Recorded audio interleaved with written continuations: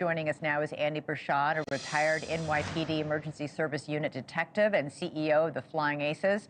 And also joining us is Michael Matranga, a former Secret Service agent and vice chairman of the National Council for School Safety Directors.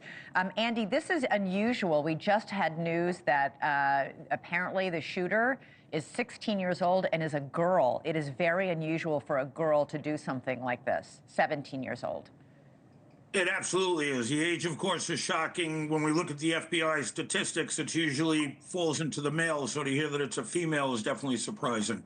Horrific regardless. Obviously, some problems that she went into. It sounded like she was a student at the school there where the event happened, which I think makes it obviously more tragic. And an investigation will definitely answer a lot of questions that we certainly don't have yet. Michael, in the news conference just now, the police chief said the 17-year-old girl, had no known interactions with police before. According to the chief, someone from the school called 911, and within 15 minutes, everyone, including the shooter, had been all transported to hospitals. They moved incredibly fast. They did. I think that there's this misconception amongst the American people that things happen instantaneously in these events.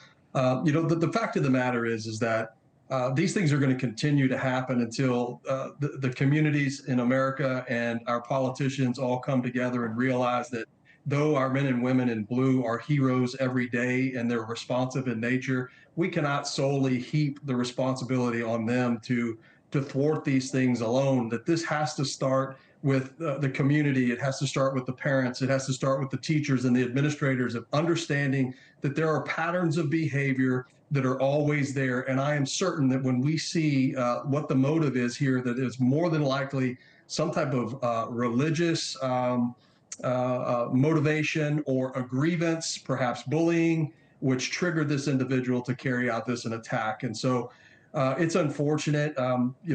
Today, 6 individuals will be forever changed, 2 deceased, and then, the shooter herself, her family will be forever changed because America's fascination with not realizing that mental health is a real thing and that we really need to do our best to analyze data, to observe these things and to thwart these things.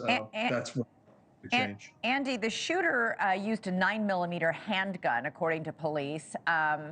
You can carry more than a dozen rounds in that gun. So even though it is not as big as the assault rifles that we've seen so many of these male shooters use, even a female shooter earlier in a different state, a 9mm can still hold more than a dozen rounds of ammunition. It can do a lot of damage.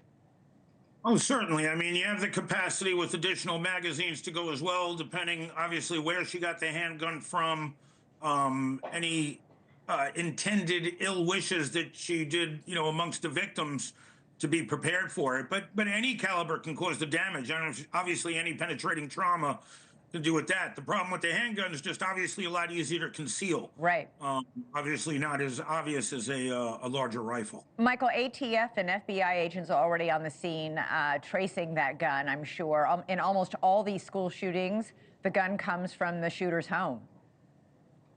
Correct. And, I've been fighting with legislators here in the state of Texas, and as part of the National Council for School Safety Directors, one of our missions is to push legislation that is going to make it to where people are held accountable that make these weapons accessible to a child. I'm a Second Amendment advocate. I have multiple weapons in my home. I keep them safe. I'm responsible for them. That's rule number 1 to owning a weapon. How did she get this gun? I don't know.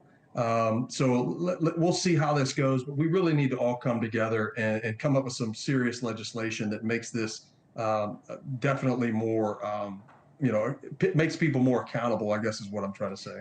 Thanks so much for watching. Go to joinnn.com to find NewsNation on your television provider. And don't forget to click the red subscribe button below to get more of NewsNation's fact-driven, unbiased coverage.